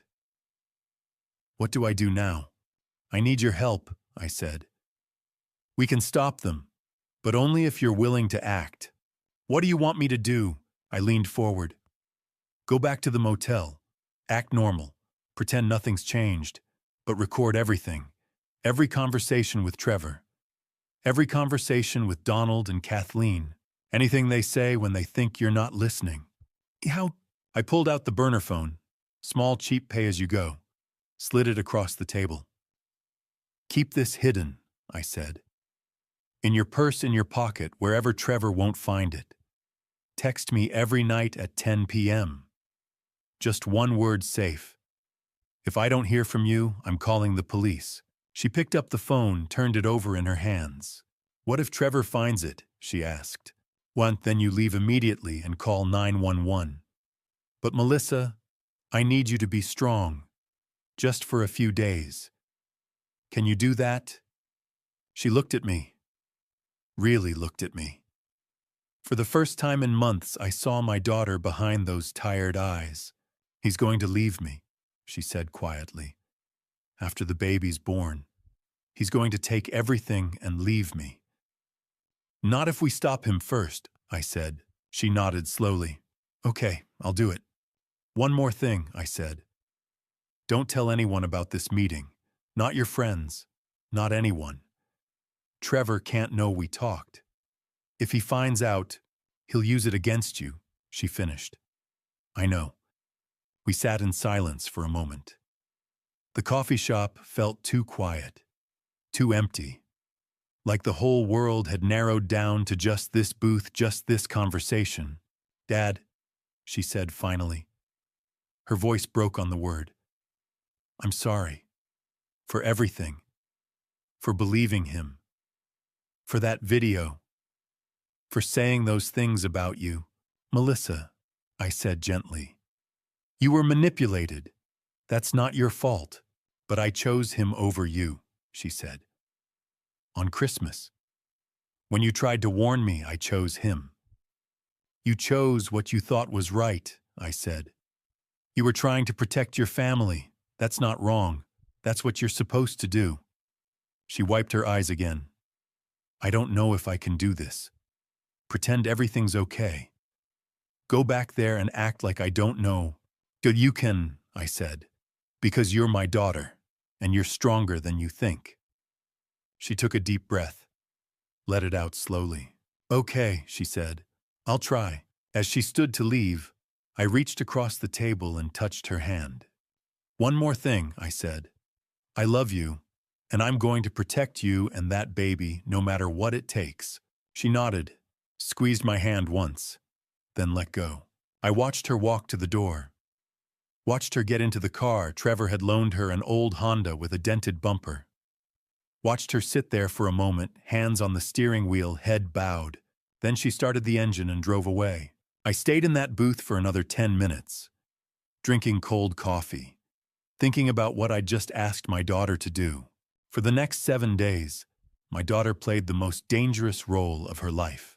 She went back to that motel room, back to Trevor, back to Donald and Kathleen, and she pretended she didn't know about the 67-page plan, pretended she still believed Trevor loved her, pretended she was still the naive pregnant woman they thought they controlled. Every night at 10 o'clock, my phone buzzed with a single word. Safe. Day 17, Wednesday night, 10 p.m. Safe. Recorded 10 minutes. Trevor talking about Phase 4. Sending file now. I downloaded the audio and put on my headphones. Trevor's voice filled my ears, muffled, but clear. Water ran in the background. He was in the motel bathroom thinking Melissa couldn't hear him. Once the kids born were gone. 2 weeks max. Donald's voice answered. What about Melissa? She'll go crying back to Daddy. He'll take her in. Grandparent guilt works every time. And the money, $200K left from the insurance payout. We split it 50 for you, 50 for Mom, 100 for me. New names, new state, and custody. That's Mom's play. 6 months later, she resurfaces. Concerned grandmother. Files for custody. We bleed the old man dry. The recording ended. I sat motionless, listening to my son-in-law calmly plan my daughter's abandonment. Somewhere in that motel room, Melissa had stood close enough to capture every word. She was braver than I ever realized. Day 18, Thursday night. Safe. Trevor told me to call Dad and beg for money. I said no. He's angry. 30 minutes later, another file arrived. Trevor was yelling this time. Melissa crying real tears. Your father has millions and you won't even ask. He hates us. He won't help. Then we take what's ours. Trevor, please. I'm done waiting. He thinks he can destroy our lives. He's going to pay. A door slammed. Silence. I called Andrea. He's escalating, I said. That's good, she replied calmly. Desperate men make mistakes. Keep her recording. Day 19, Friday. No text. By 11 p.m., I was pacing my study. By 11:30, I had my coat on. At 11:47, my phone buzzed. Sorry. He took my phone all day. I'm okay. Big news. They're planning something. What kind of something? A break-in. Your house. Soon. Day 20. Saturday morning. Melissa sent a photo of Trevor's notebook. Handwritten scribbles, Bennett house back window, no alarm. I forwarded it to Victor. They're planning burglary, I said when he called. Probably after the Corvettes. Then we catch them, Victor replied. Set up cameras. Let them walk into it. Not yet, I said. We need them to attempt it fully. No entrapment claims. So we wait. We wait, I agreed. Day 21. Sunday night. Safe. Overheard Donald. We hit the house next week. He keeps Corvette keys in the study. I looked at the pegboard in my office. 4 sets of keys. 4 classic Corvettes worth $750,000. Trevor had watched me hang those keys through his hidden camera. Memorized every detail. Now he was coming for them. Day 22, Monday afternoon. Andrea and Victor met me at my house. Blinds drawn. Voices low. This is already enough for charges, Andrea said, reviewing the audio. Conspiracy to commit burglary and fraud. But if we move now, I said, they'll claim Melissa collaborated. Andrea nodded. We need them caught in the act. So we make it easy, I said. Victor leaned back. You're baiting them. I'm removing obstacles, I corrected. Day 23, Tuesday night. Safe. Trevor asked if I know Dad's schedule. I said he goes to Dr. Warren every Thursday night. Trevor smiled. I read that twice. Perfect. Thursday, 7 to 10 p.m. We'll be ready. Are you sure? One more day, Melissa. Okay. I trust you, Dad. I stared at those words. The first time she'd said that in 3 years. Day 24, Wednesday night. Trevor just told Donald Thursday night. Old man's out. We grab keys, take 2 cars, disappear. Dad, I'm scared. You've been brave. Tomorrow it ends. What if something goes wrong? Nothing will. I'll be there. Police will be there. You'll be safe. Okay. I love you, Dad. I closed my eyes. I love you too. More than you know. That night I didn't sleep. Victor and Andrea came over one last time. We reviewed everything. Cameras placed in the hallway study garage. Silent alarms wired to the back window. Police positioned 2 blocks away. Officer Laura Daniels coordinating with 2 backup units. At 7 p.m. Thursday, I would leave the house as usual. Drive past the highway toward Dr. Warren's clinic. Instead, I'd circle back and park at Mrs. Anderson's place out of sight. The back window would be unlocked. At 7:30, Trevor and Donald would arrive. They'd climb inside, walk to my study, reach for those keys, and then we'd close the net. Day 25, Thursday. The trap was set, but I wasn't going to the doctor. I would be in my basement with Victor watching 4 camera feeds on a laptop. Andrea would coordinate with police. Officer Daniels would wait for confirmation before moving in. Melissa would stay at the motel phone, hidden, waiting for my call. Tomorrow night, Trevor Dalton's plan would collapse. And for the first time in months, I wasn't reacting. I was in control. My daughter had risked everything to expose them. Now it was my turn to finish it. By this time tomorrow, Trevor would either be in handcuffs or running. Either way, it would be over. And my daughter would finally be free. Thursday morning, day 25, Victor arrived at 10 a.m. carrying a duffel bag filled with surveillance equipment. He placed it on my kitchen table and unzipped it with deliberate care. Inside were 4 miniature cameras, 2 audio recorders, motion sensors, and a laptop preloaded with monitoring software. This time he said, meeting my eyes, we're the ones watching. We started in the living room. Victor climbed a stepladder and mounted the first camera near the ceiling corner, angled toward the front door. It was no bigger than a coin, nearly invisible. Camera 1, he said as he stepped down. Anyone enters through that door will see it. The second camera went into the hallway outside my bedroom. The third in my study, positioned above the bookshelf with a direct view of my desk and the wall safe behind it. The fourth camera went into the garage, aimed precisely at the pegboard where I kept the car keys. By 11, everything was wired and synced. Victor opened his laptop and showed me 4 live feeds in split-screen view. Every entrance covered, every angle secured. Test it, he said. I walked into the study and opened the safe. The combination was one I'd used for 40 years, April 17th, 56. Evelyn's birthday. Inside were property deeds, investment statements, my life insurance policy. On the lower shelf sat 4 labeled key rings, 67 Stingray, 70 Chevelle, 73 Camaro, 78 pace car. $750,000 worth of vintage steel resting in my garage. I removed the keys and placed them on my desk. Visible, tempting, impossible to ignore. Victor watched the monitor and smiled faintly. Perfect. They won't resist. At noon, Andrea arrived with paperwork tucked under her arm.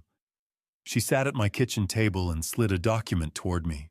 Arrest warrant, she said. Signed this morning by Judge Sterling. The moment Trevor or Donald attempts theft, Officer Daniels can arrest. What about Melissa? I asked. She's not named, Andrea replied. As far as the court is concerned, she's uninvolved. Good. That was the point. At 2 p.m., I made the call from my regular phone, the one Trevor would recognize if he ever reviewed records. I put it on speaker. "Hi, this is Philip Bennett. I'll be at Dr. Warren's office from 7 to 10 p.m. tonight for my annual checkup. Please leave a message if needed." I hung up. "He'll check," Victor said. "He's been waiting for this," I replied. At 2:30, I sent Melissa a message on the burner phone. "Left voicemail on main phone. Trevor will hear it. Are you ready?" Her response came almost instantly. "Yes." He just listened. He's smiling. Donald said, "Tonight's the night." "They're taking it," Victor said. At 3, Victor ran a final systems test. He walked room to room while Andrea monitored from her laptop. Everything streamed flawlessly. She'd monitor from her car parked 3 blocks away. At 4, Officer Laura Daniels arrived in civilian clothes. She parked discreetly and entered through the backyard. "I'll have 2 unmarked units staged around the corner," she said. "Once you give the signal, we move in. 30 seconds. "What's the signal?" Victor asked. I held up my phone. "I text Andrea 1 word now. She alerts you." Daniels nodded. Clean and fast. At 4:30, Andrea closed her laptop. "Philip, you don't have to stay here. You could leave and let us handle it." "No," I said. "This is my house. It's risky. I'm staying." She studied me, then relented. "Basement only. You don't come up." "Understood." At 5, we reviewed the plan again. 7 p.m. I leave visibly in my Cadillac. 7:15, I return on foot through the woods and enter the basement. 7:30, Trevor and Donald arrive. Back window unlocked. They enter. Cameras record. They reach for the keys. Signal sent. Arrest. "What if Melissa shows up?" Victor asked. "She won't. She's their alibi." At 6, Melissa sent one final message. "He told me to stay at the motel. Watch TV. Don't answer the door." He kissed my forehead before leaving. "Dad, be careful." I replied, "This ends tonight." At 6:45, I turned off every light except one, the desk lamp in my study. It glowed clearly through the front window. At 7, I backed my Cadillac out of the garage, left the garage door open, and drove down the street as if headed to my appointment.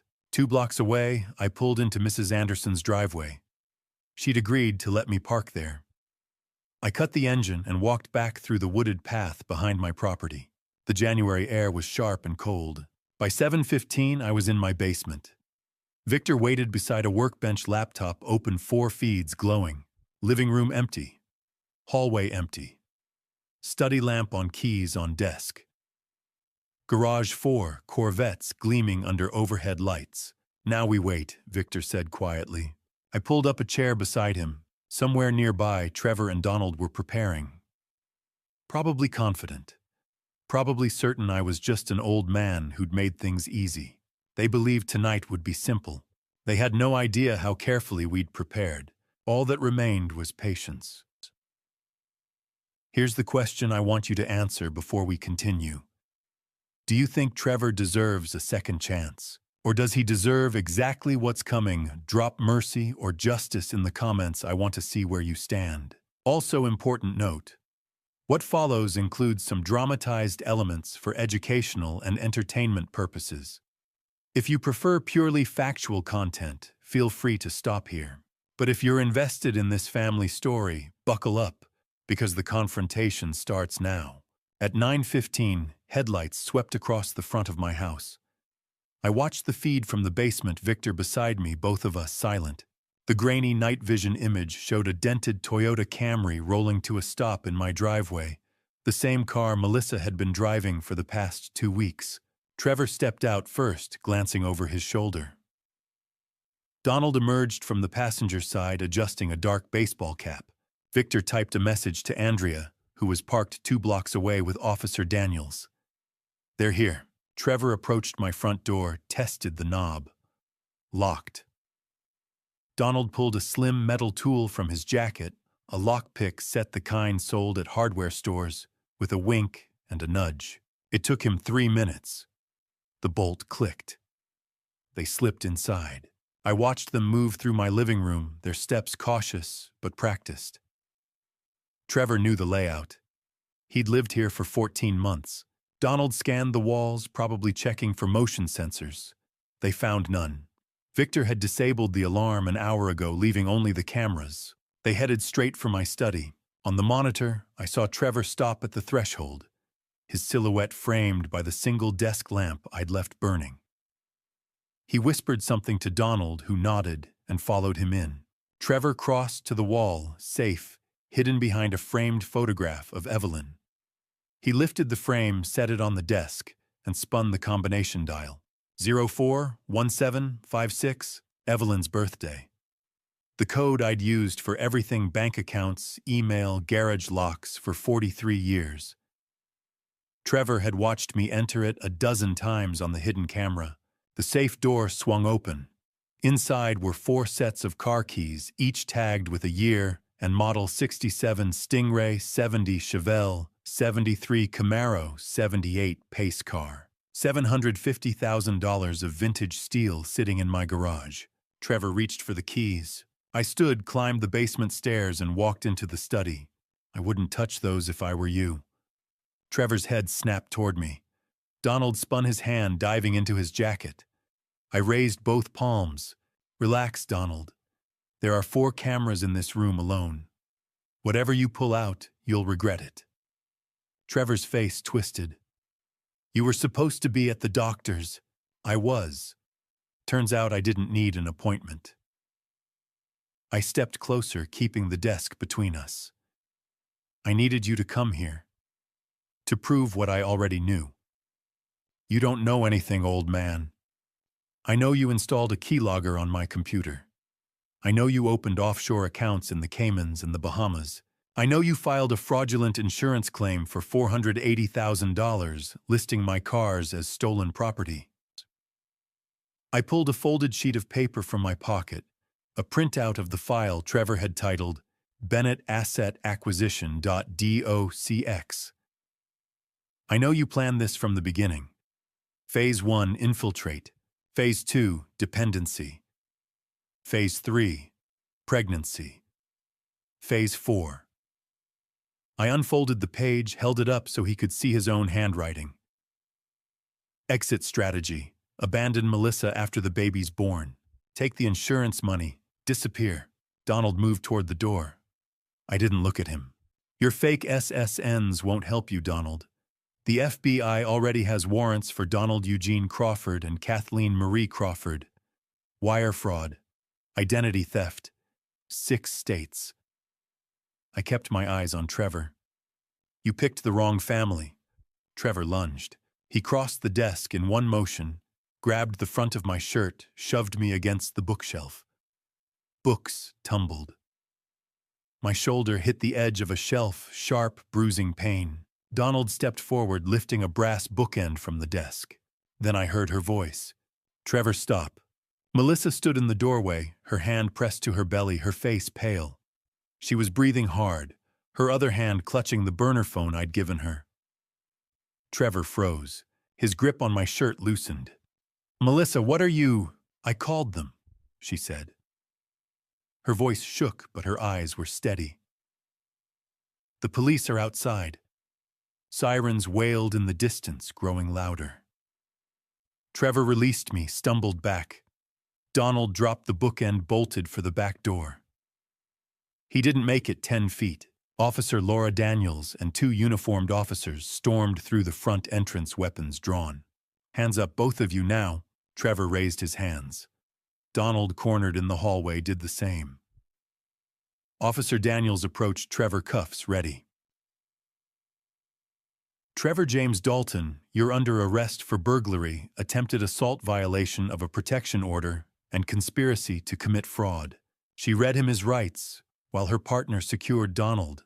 I moved toward Melissa, who had slumped against the doorframe, her breathing shallow. Are you hurt? I asked.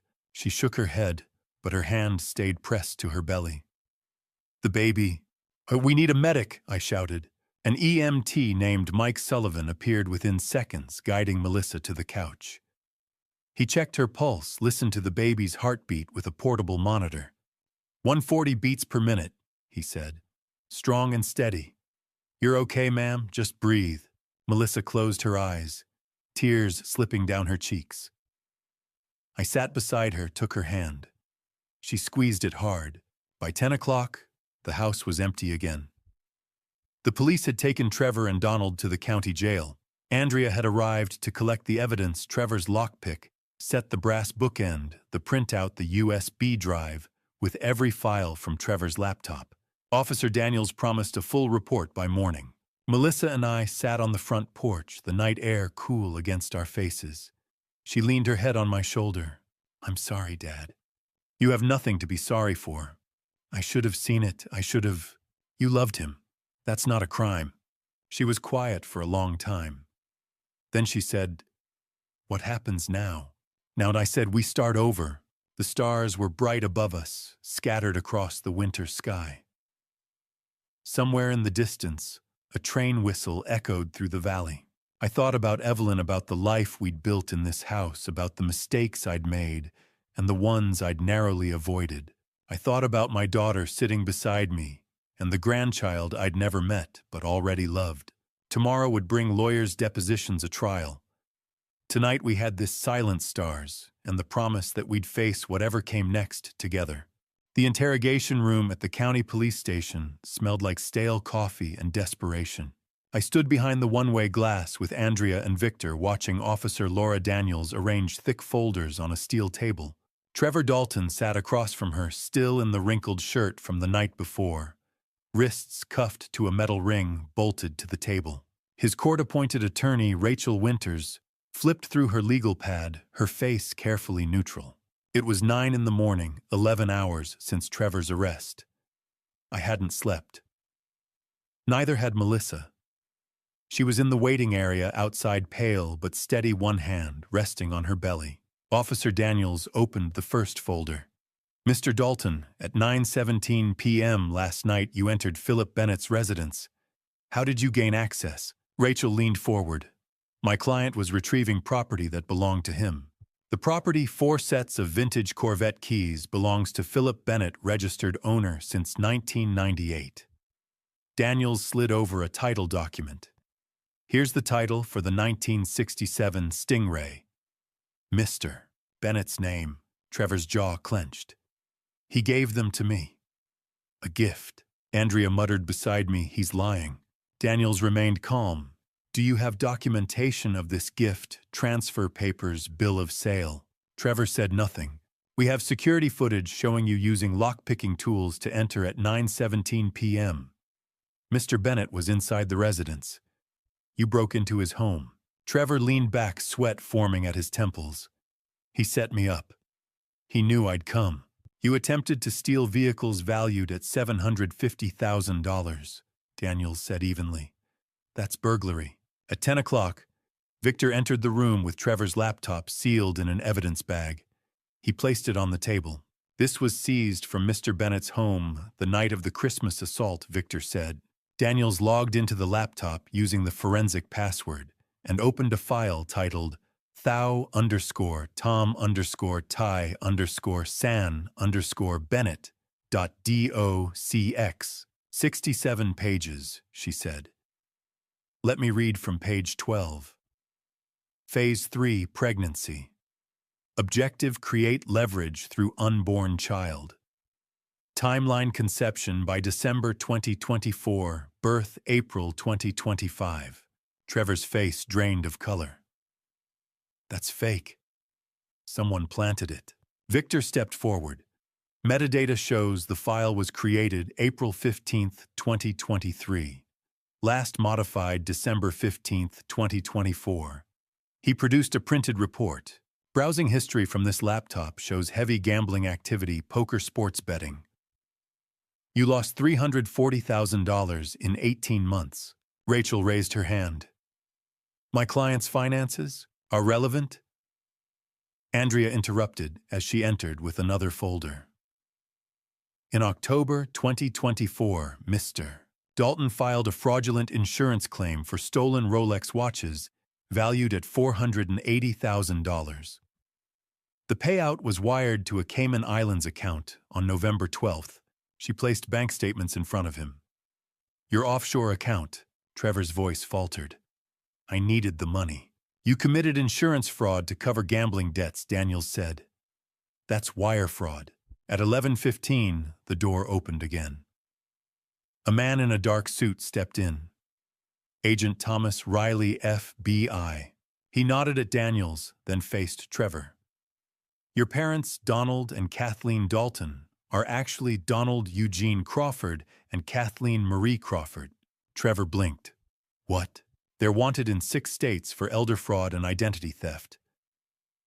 Riley placed mugshots and warrants on the table. They've stolen over $2.1 million from elderly victims. Trevor's voice cracked. I didn't know. They were arrested at 6 a.m. at the Highway 7 motel, Riley continued. $89,000 in cash. Fake IDs, a list of targets. He tapped the documents. Your father ran the operation. Your mother handled custody claims and elder abuse lawsuits. You were the infiltration specialist. I just needed somewhere to stay, Trevor said weakly. Daniels flipped to another page of the laptop file. Contingency protocol: if discovered, blame Melissa. She has no knowledge of offshore accounts. Trevor slumped. At 12:05, the door opened again. Melissa entered. Trevor's head snapped up. Melissa, baby, tell them. I'm here to give my statement, she said calmly. She handed Daniels the burner phone. I recorded 7 days of conversations. The first audio clip played. Trevor's voice. As soon as the kid's born, we disappear. Trevor stared at her. I loved you. Melissa held his gaze. You called me the useful one in your file. Rachel stood. Officer, I need to confer with my client. The room cleared. Andrea, Victor, and I returned to the observation room. Melissa joined us. Are you okay? I asked. She nodded. I'm done being afraid. At 2:30, the interrogation resumed. Trevor refused to answer further questions. Daniels formally read the charges. Trevor Dalton, first-degree burglary, second-degree assault conspiracy. To commit fraud, insurance fraud, $480,000, identity theft. Donald and Kathleen Crawford, multiple counts of wire fraud, elder abuse, identity theft, and conspiracy. At 3 p.m., Andrea filed a civil lawsuit for emotional distress and defamation stemming from Melissa's viral video. At 3:30, Agent Riley confirmed federal charges would follow. Donald and Kathleen faced 10 to 15 years. At 4 o'clock, Judge Carolyn Sterling appeared via video. After reviewing the evidence, her ruling was immediate. Bail is denied. The defendants are flight risks with documented interstate fraud. When we left the station, Melissa asked quietly, "What happens to Trevor now?" Andrea answered, trial within 60 days. With this evidence, he's looking at 5 to 7 years minimum. Melissa nodded. Good, she said. For the first time in months, her voice held no fear. The first morning after the arrests, I found Melissa asleep on my living room couch. She'd refused to return to the motel, and I hadn't argued. For the first time in weeks, her face looked peaceful. No tension in her brow, no fear in her shoulders. I made coffee quietly so I wouldn't wake her. At 8 on day 27, I drove her to see Dr. Thomas Warren, my longtime physician. He ran blood tests, checked her pressure, and listened carefully as she described the stress and fear of the past weeks. Stress isn't good for the baby, he said gently. You need rest and stability. At 10, we moved to the ultrasound room. Nurse Janet Reynolds dimmed the lights and pressed the transducer against Melissa's belly. The screen flickered to life, grainy black and white. There's the heartbeat, Janet said, pointing to the rapid flutter. Strong and steady. About 19 weeks. Melissa's voice trembled. Can you tell? It's a boy, Janet smiled. A healthy baby boy, Melissa cried softly. A boy. I squeezed her hand. She held on tight. On the drive home, I asked, have you thought about names? I wanted Trevor Jr., she said quietly. But now... She stared out the window. You have time, I said. On day 28, I rented her a small one-bedroom apartment 15 minutes from my house. Clean, bright enough space for a crib. I prepaid 3 months' rent and handed her the keys. Dad, you don't have to. You're my daughter. We moved her belongings from the motel, 2 suitcases, maternity clothes, a framed photo of Evelyn. That afternoon, I helped assemble a crib I'd bought. It took an hour and several online tutorials, but we finished. Melissa ran her hand along the railing. It's real now, she whispered.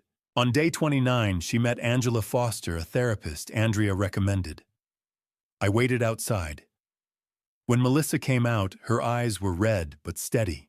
She says I'm a victim, Melissa said. The isolation, the manipulation, that's abuse. She's right, I told her. On day 30, Mrs. Betty Anderson knocked on my door with a plate of cookies. Philip, we owe you an apology, she said. We believed the video. We were wrong. That evening, several neighbors came by to apologize, people I'd known for years. Walter Freeman shook my hand. We should have trusted you. I simply thanked them. On day 31, Melissa began a part-time remote marketing job. $18 an hour. Flexible. She needed income and independence. On day 32, I visited her apartment for dinner. She was making spaghetti just like Evelyn used to. I found Mom's recipe card in your kitchen, she said. We ate at her small table. Halfway through, she set down her fork. Dad, I'm sorry. For believing him. For the video. For hurting you. Your mother used to say, forgiveness is moving forward together, I said. I forgave you the moment you met me at that coffee shop. She cried this time from relief. On day 33, she told me Trevor's lawyer had asked her to drop the charges. I said no, she told me firmly. On day 34, her obstetrician confirmed the baby was healthy. Strong heartbeat, no complications. On day 35, she texted Dad, thank you. I don't know where I'd be without you. I replied, you're my daughter. I'll always protect you. That night, I sat in Evelyn's old chair, holding the ultrasound photo. A grandson. A second chance. For the first time since Evelyn died 3 years ago, I felt like I could breathe again. 4 months later, on a bright Tuesday morning in April, I stood in a courtroom one last time. It was April 15th, 2025. Trevor Dalton sat at the defense table in an orange jumpsuit, his face blank. Judge Carolyn Sterling reviewed the documents, then spoke. Mr. Dalton, you have been convicted of first-degree burglary assault of a pregnant victim, insurance fraud, totaling $480,000, and conspiracy. The court sentences you to 5 years in state prison, 3 years probation, and restitution of $480,000.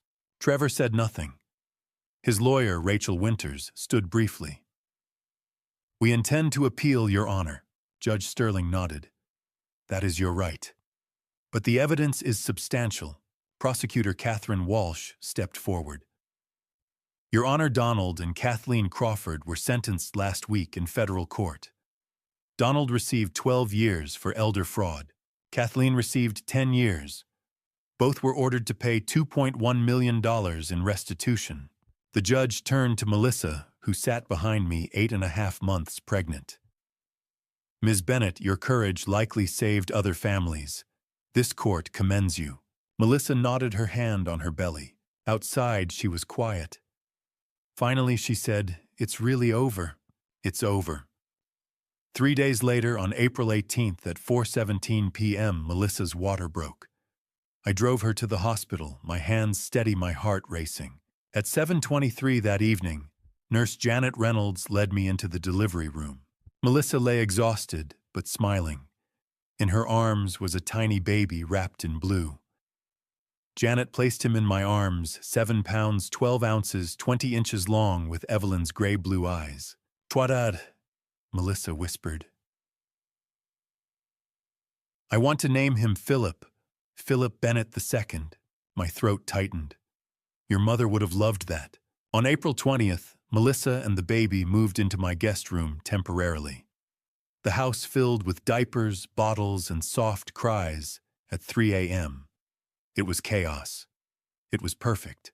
On April 25th, I spoke at my support group for survivors of elder fraud. 4 months ago, I thought I'd lost my daughter forever, I said. But I learned you can't protect people by controlling them. You protect them by giving them the truth. My daughter saved herself. I just helped her see clearly. Walter Freeman, a friend from the group, nodded. That's the hardest part, letting them choose. On April 30th, Melissa started online business classes. The baby slept beside her desk. On May 5th, Mrs. Betty Anderson brought a handmade quilt. On the evening of May 10th, I sat on the porch holding Philip II. The sun set over the Cascade Mountains, painting the sky gold and red. Melissa brought coffee and sat beside me. Dad, when I'm stable, I want my own place, to be independent. I think that's a great idea. But I want you in his life. Every day. You're the only grandfather he'll know. I wouldn't miss it for anything. The baby cooed softly. I rocked him gently, remembering Evelyn's words. Family isn't about blood. It's about who shows up. Trevor never showed up, not really. But Melissa did. She fought her way back. And now, holding my grandson, I realized this was what I'd been protecting all along. Not the money. Not the house. Not the cars. This moment. This second chance. This family. The sun dipped below the mountains. I looked at the baby, then at my daughter, and for the first time in 3 years, I felt whole again. And to you listening to this family story, remember this. Trust is earned through actions, not words. For 3 years after Evelyn died, I built walls around my life, around my money, my home, my heart. I thought protection meant control. I thought safety meant isolation. I was wrong. When Trevor walked into my daughter's life, I saw the red flags. But I didn't act soon enough because I was afraid of losing Melissa. And that fear, that hesitation, almost cost us everything. Here's what I learned. You can't save someone who doesn't want to be saved. But you can give them the truth, the evidence, and the choice. That's what real love does. God gave me a second chance when Melissa walked into that coffee shop. He didn't bring her back because I deserved it. He brought her back because she deserved to know the truth. And maybe, just maybe, he wanted me to learn that forgiveness isn't weakness. It's the hardest kind of strength. If you're in a situation like mine, don't make my mistakes. Don't wait. Don't assume your silence will protect anyone. Speak up. Gather evidence. Trust the process. And most importantly, trust that the people you love are stronger than you think they are. Melissa saved herself. I just held the door open. This family story taught me that revenge isn't about punishment. It's about justice. Dad, revenge isn't about anger. It's about protecting the people who can't protect themselves. And when you fight for your family with truth instead of control, that's when you win. Not in court. Not with money. But in moments like the one on my porch, holding my grandson, watching the sunset, knowing we made it through. My advice: verify everything. Love fiercely. Forgive when it's hard. And never ever let fear stop you from doing what's right. Because at the end of the day, family isn't about blood or money or houses. It's about who shows up, who fights, who stays. That's my family story. That's the kind of dad revenge that matters, the one that rebuilds instead of destroys. And I'd do it all again in a heartbeat. If this story resonated with you, if you've ever felt betrayed, manipulated, or afraid for someone you love, leave a comment below. Share this with someone who needs to hear it. And if you want more true stories about resilience, justice, and second chances, subscribe to this channel. Your support means everything. Thank you for listening to the very end. Thank you for staying with Philip, Melissa, and little Philip II through every twist, every tear, and every triumph. Before you go, a quick reminder, The stories you'll hear next may contain fictionalized elements created for educational purposes. If this content isn't for you, feel free to explore other videos that better suit your preferences. But if you're ready for the next journey, I'll see you in the next story.